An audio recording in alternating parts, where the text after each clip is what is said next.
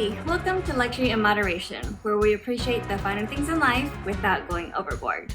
Today, I just wanted to give a very quick review of my Valentino Rockstud Tote. Now that I have been using it for about a year, a little bit more than a year, there's definitely more signs of wear and tear that I wanted to show you guys. Also, maybe some tips on how to travel with it and what I think about the value. If you're new here, hi, my name is Joanne, and every week I upload videos about luxury handbags and other luxury lifestyle products. So if you like what you hear, please consider liking this video and subscribing below so you can join me on my luxury journey. So I got this Valentino Rockstud Tote about last May, and I have been using it as a work bag that entire time. So 5 days a week, every day I go into the office. I actually did start going into the office last summer. I even have traveled with it on a work trip. So I took it on a plane, and I'll tell you my hack for how I take care of my bags on planes. But let's just get into some of the wear and tear that this bag has gone through now that it's a year old. I did do a review video late last year how it was holding up, and I had already gotten a stain on the inside and it still looked fine. And I do normally keep a organizer in the bag. So you can see that right back here, it's made out of felt. It's a tan color. I just ordered this off of Etsy. I can get into what I think about the organizer in a second, but you can see that without the organizer, it is very floppy, so it doesn't really stand up on its own. I mean, that's just the characteristic of an all leather tote. And in general, I think that, the wear and tear on this bag is going to be pretty similar to any other tote bags that any other brands create. A ton of brands like Tory Burch, Christian Louboutin, YSL, they all have an all leather tote that is, a basic tote bag, rectangular shape. This one has no feet. I think a lot of designs don't have any feet as well, so you will probably be able to see a lot of the same patterns and how tote bags are going to wear. Just to see up close, it does have Valentino in the gold imprinted in there, and then it has the rock studs all along the top. I will say that this bag is very beautiful. I got it in this raspberry color, and I have gotten compliments on it. Like when I traveled on a plane, the flight attendant was like, "Oh, I love your bag," and I was like, felt really good about myself. I don't really baby my bags. I definitely use them, and I'll try to be as careful as possible, but me using it every single day, it is going to come up against some less than ideal circumstances. So for example, it getting caught in the rain, getting crushed if I have a bunch of bags that I'm carrying. Definitely I can be clumsy with a lot of things in my hands, and I accidentally scratched the leather. So that is what happened in the front. You can see right there, I think that was like my nails or my keys, a big old scratch that made the leather underneath the red dye open up a bit, so it's like whiter. So, that's definitely not something that can be easily fixed. Other than that, I would say the biggest area you can tell wear and tear are the corners. So every single corner has gotten lighter. You can see that the dye has rubbed off. And going to this corner, same thing. Flipping it over, this corner right there, and the last corner. Last corner is not so bad, but still it's going to wear. That's just the nature of these kind of tote bags, especially the ones with no feet. Sharp corners are going to be the first to go, and you're going to see that no matter if it's Valentino or any other brand, that's really where the wear is going to show up. The other thing that I really noticed about this bag was that the interior with its raw underside of the leather can really shed.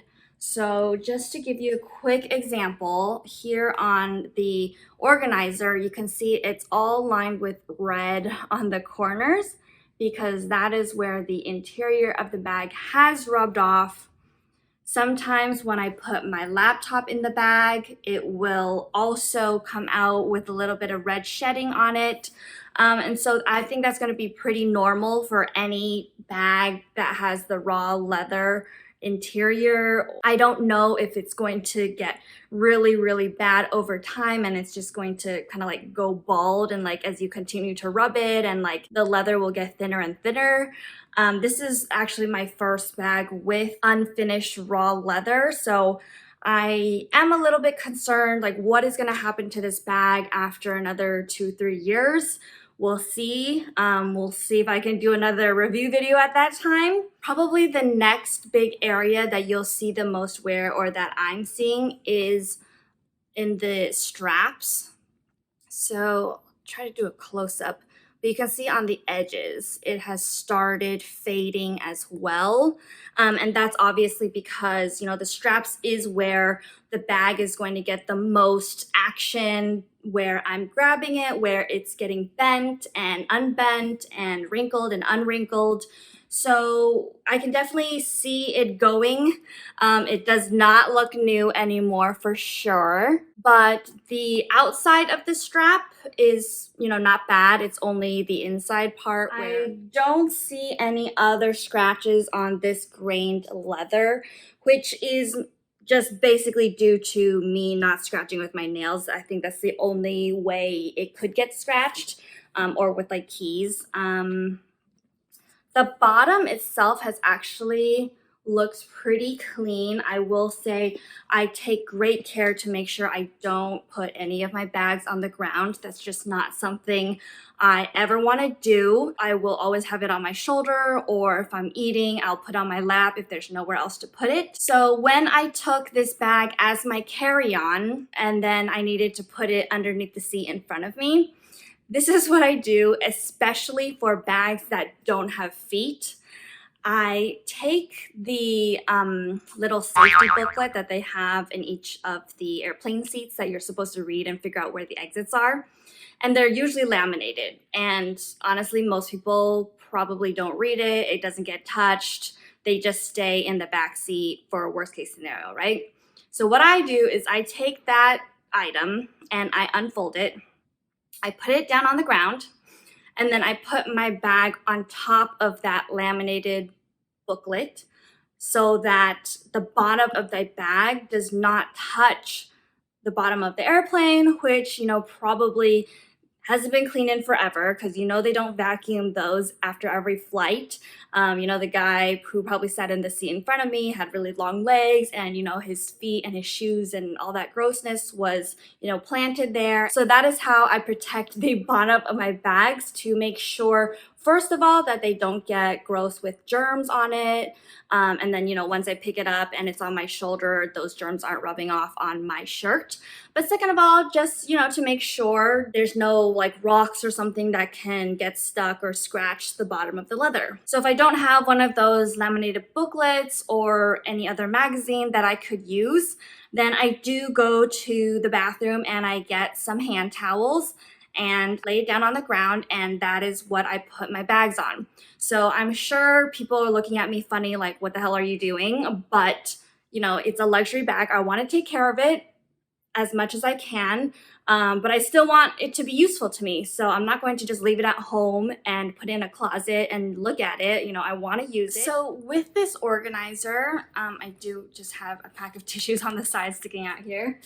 Even though there's like a lot of pockets, you see outside, inside, there's all of these things, and then, you know, I can put my water bottle here. Because it sits so low inside of the tote bag, I do feel like it's a little bit inconvenient because I have to reach all the way to the bottom to actually like get all the things that I stuck into all the little pockets. So there are a couple of larger pockets in the bag itself. So 2 slip pockets up here, and then on the other side, 1 big zip pocket. But it's not super organized, and I feel like with this organizer, again, there's too many little pockets that I'm like, I really don't know what to put inside, and it's just hard to get everything when I'm like, is it in this pocket? Is it in this pocket? Is it in this pocket? And I'm like digging around, rooting around all under there.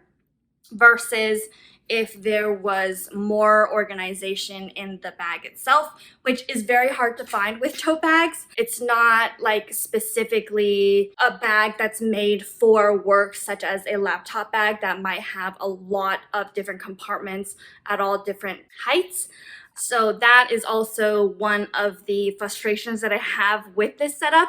It's obviously not the worst thing in the world and I can live with it, but there are some other bags out there that might be a little bit less annoying to, organize all the different things that I want the way I want it to be organized. And then finally, let's get into what I think about the value. So I think I mentioned this before in my unboxing video, but I actually got this on sale. I think every year Valentino does do a sale around May or June. So that's when I got this bag. So I actually paid about $800 for it, even though it usually retails for a little bit more than $1,000. Now, I obviously did buy the organizer specifically for this bag, so that added on a little bit more cost. So at the end of it, I paid about $900, but I have been using it every day for work. So just calculating the cost per wear every working day minus the weekends, it comes out to about $3 a day for 1 year of use, which I don't think is that bad for a luxury item. However, I do feel that as the bag wears and the corner scuffs get more visible, and it's going to look just less and less glorious as things do when they get older.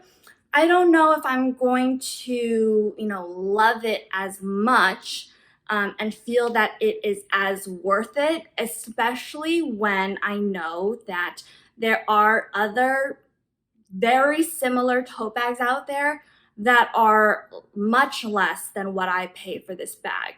So for example, Tory Burch, very similar leather, very similar size, construction of their tote bags. And guess what? It's going to wear the same after a couple years. It's going to show the same marks on the corners. And the inside will probably also wear away the same as well.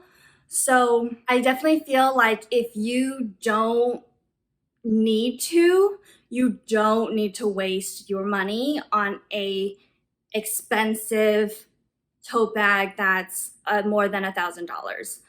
So for me, what is special about this bag is that, yes, I am a Rockstud fan. I have a couple Rockstud shoes, and I do appreciate that I have this lovely raspberry red color that I think is worth a premium to me. However, I don't think it's worth a $300 to $400 premium. I got caught up in the moment. I got caught up in the sales. I wanted to experience Valentino bags versus just having experience with their shoes. And now that I do have experience with it, I'm not quite sure it is worth it. It is still a gorgeous, beautiful bag, which is why, when I get the compliments on the bag, I do feel a little bit of an excitement of like, oh, maybe it was worth it. So we'll see how long I continue to use this every day. I am quite surprised that I used it the entire year. Normally, when it comes fall time, I do switch up my bags, and we'll see if I do take this on any other work trips, but honestly, it is not a weekend bag for me. It's a little bit too big for that. I don't carry that much stuff, especially these days. So there you have it, my thoughts on the Valentino Rockstud tote. Let me know if you have any other questions specifically about this tote and my experience with it. And if you like this video, please remember to like, subscribe, and hit that notification bell, and I can't wait to see you in my next video. Thank you guys so much for watching. I really appreciate the time, and I'll see you next time. Bye!